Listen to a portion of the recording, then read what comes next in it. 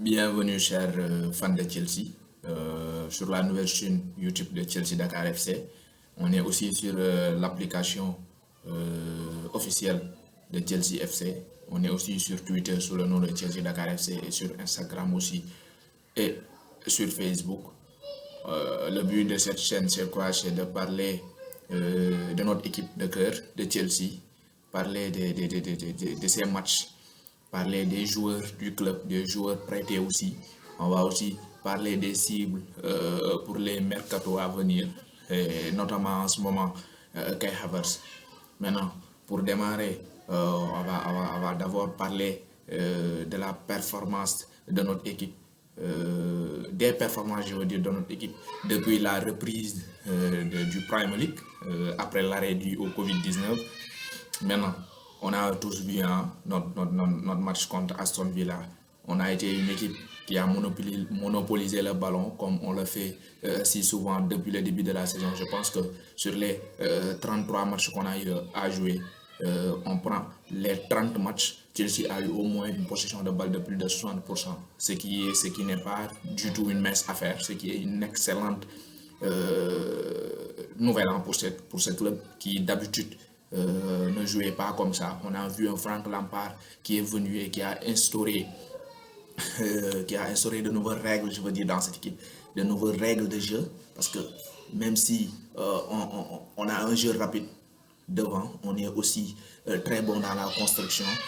Certes, dans la finition, ça reste, mais ce n'est que le début. C'est la première année de Frank Lampard avec le travail et la mini-saison, mini-pré-saison, je veux dire, qui va venir après la fin du championnat. Espérons qu'on finira dans le top 4 pour pouvoir mieux préparer cette mini-saison, et avec l'arrivée de Timo Werner et de Hakim Ziyech, combiné avec la forme de Pulisic, je pense que devant on a une très grosse attaque. Côté milieu de terrain, on le sait tous, on a l'un des meilleurs milieux de terrain de Premier League avec N'Golo Kanté, avec Jorginho, avec Kovacic, avec Mason Mount, avec Ross Barkley qui est en forme, Ruben Loftus-Cheek. Donc je me dis qu'au milieu on est fourni. Maintenant le seul blême, je veux dire, c'est côté défensif, et on l'a remarqué lors des derniers matchs de Chelsea contre Aston Villa. Certes, on a gagné, mais on a encaissé un but qu'on ne devrait pas encaisser. Lors du récent match contre West Ham, on a encaissé 3 buts, et on sait que tous les 3 buts, je veux dire, sont venus des erreurs défensives. On a vu Rudiger qui a été mauvais lors de ce match. Lampard s'est ressaisi en titularisant Zouma lors du match passé. Face à Watford. Zouma a été un homme. Certes, Watford n'a pas causé de problème, et je me dis que si Watford ne nous a pas causé beaucoup de problèmes, c'est que Azpilicueta a été énorme sur son côté gauche. Face à l'une des armes offensives de cette équipe de Watford, Ismaïla Sarr qui va vite. Aspi, on le sait tous, c'est un bagarreur. Aspi, c'est quelqu'un qui ne lâche rien défensivement. Quand il est sur le terrain, il donne tout, et chapeau à lui. Il a aussi donné une passe décisive pour le but de Ross Barkley. Chapeau à lui, capitaine fantastique. Merci Azpilicueta. J'ai aussi envie de parler du match contre Manchester City, où on a vu une autre facette de cette équipe de Chelsea, une autre facette du jeu de Chelsea. On est là, on a laissé Manchester City garder le ballon, parce que du point de vue possession, c'est une équipe qui a plus d'expérience, c'est une équipe qui a plus de certitude. Donc les laisser jouer au football et essayer de profiter de nos offensives qui vont extrêmement vite, en l'occurrence Pulisic qui est en forme depuis la reprise. Espérons que ça continue pour le bien de notre équipe, et aussi Willian qui est aussi énorme lui aussi.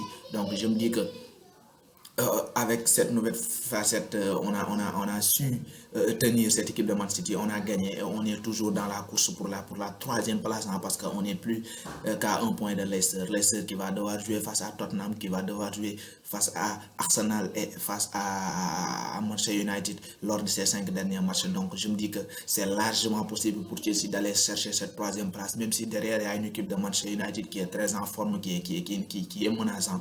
Et le bon côté de choses, c'est que lors de la dernière journée, il y a un Leicester Manchester United. Donc je pense que cette affiche, cela va nous permettre au moins de finir dans le top 4, au moins de finir dans le top 4, parce que si on arrive à distancer Wolverhampton avant notre dernier match, par exemple, en ce moment on a 5 points d'avance. Si on conserve ces 5 points d'avance sur Wolverhampton avant notre dernier match, ce match n'aura pas beaucoup d'enjeu pour eux, parce qu'ils ne pourront il ne pourrait pas accéder à la Champions League. Donc, ce sera un match à enjeu pour nous et pas pour eux. Et ça peut diminuer la difficulté. Donc, je me dis que on est une équipe qui est là, qui est présent, qui certes défensivement il y a des lacunes. Lampard ne sait pas encore quel duo est la meilleure pour notre défense, même si on voit que quand Tomori et Zouma jouent, on encaisse moins de buts. Depuis la reprise, les matchs où Zouma a joué, on n'a pas encaissé de buts. Mais avant l'arrêt des championnats, Zouma jouait des matchs et on encaissait des buts. Donc je me dis que c'est peut-être on sait toujours pas ce qui nous manque pour ce que Lampard devrait mettre en place pour cette fin de saison. J'ai l'impression qu'il tâtonne en défense centrale. Pendant un match, on met Rudiger, Christensen, ça marche, on reconduit ça, si ça marche pas, on amène Zouma, si ça marche pas, on amène Tomori côté latéral, on ne sait pas si on doit mettre Alonso ou bien Oberson ou bien Aspilicueta côté gauche. On ne sait pas, il y a trop d'incertitudes et cela montre que le problème de Chelsea c'est au niveau défensif et j'espère qu'on va recruter l'été prochain défensivement. J'entends qu'on veut Kai Havertz, on sait tous, si on peut l'avoir, ce serait fantastique. C'est un top player en devenir. On a vu Mourinho Sarri parler de lui récemment, un très très bon joueur qui peut jouer en numéro 10, qui peut jouer en attaque, qui peut jouer aussi comme milieu relayeur. Ce sera que bénéfice pour notre équipe. Et maintenant, la priorité, ça devrait être quoi? Ça devrait être. Et je me dis que si on n'arrive pas à trouver un défenseur central de qualité, on aura les mêmes problèmes que Liverpool avait en 2017. Ils avaient Salah, ils avaient Mané, ils avaient Firmino, ils marquaient beaucoup de buts. Mais le problème c'est que avant l'arrivée de Van Dijk, défensivement, tu sentais que cette équipe elle est faible. Elle pouvait marquer 4 buts mais encaisser 5. Et ça les gens essaient de concurrencer Manchester City. L'année prochaine, si on n'arrive pas à trouver un défenseur top, c'est ce qui va nous arriver. Il ne faut pas s'en douter parce que offensivement, on sera très fort comme Liverpool, mais défensivement, on sera très très faible face aux grosses équipes comme Man City, comme Liverpool. Et pour concurrencer ces équipes, il va falloir défensivement être au top. Parce que Manchester United aussi, derrière, ils ont une équipe qui, depuis un bon moment, est cohérente, défensivement comme offensivement. Il va falloir que nous aussi, on essaie de s'améliorer défensivement. Pourquoi pas aller chercher un Koulibaly ou bien un Jiménez. Il y a aussi Milan Skriniar de l'Inter, même si pour Jiménez et Skriniar, ça va être difficile, ça va être très difficile de les avoir. Et sur le marché, il y a Upamecano, il est énorme, il a été énorme cette saison avec Leipzig en Ligue des Champions, comme en championnat. Il est rugueux, il joue bien au football et il a une vitesse pas mal pour concurrencer les attaques les attaquants de la Premier League. Donc je me dis que si on n'arrive pas à trouver Koulibaly, on peut pourquoi pas miser sur Upamecano ou bien pourquoi pas Nathan Ake. Je l'ai vu face à Bournemouth et c'est sa troisième saison je pense avec cette équipe en Premier League. Il s'est acclimaté, il est très très en forme, il fait de très bons matchs et il s'est marqué des buts. Donc je me dis que le faire revenir à la maison, ce ne sera pas une mauvaise idée. Ce ne sera pas une mauvaise idée. Maintenant, rendez-vous demain pour débriefer le match de Chelsea contre Crystal Palace. Ça va être difficile avec l'absence de Kanté. Ça va être un match vraiment plaisant à voir. J'espère que Jorginho va revenir dans le 11.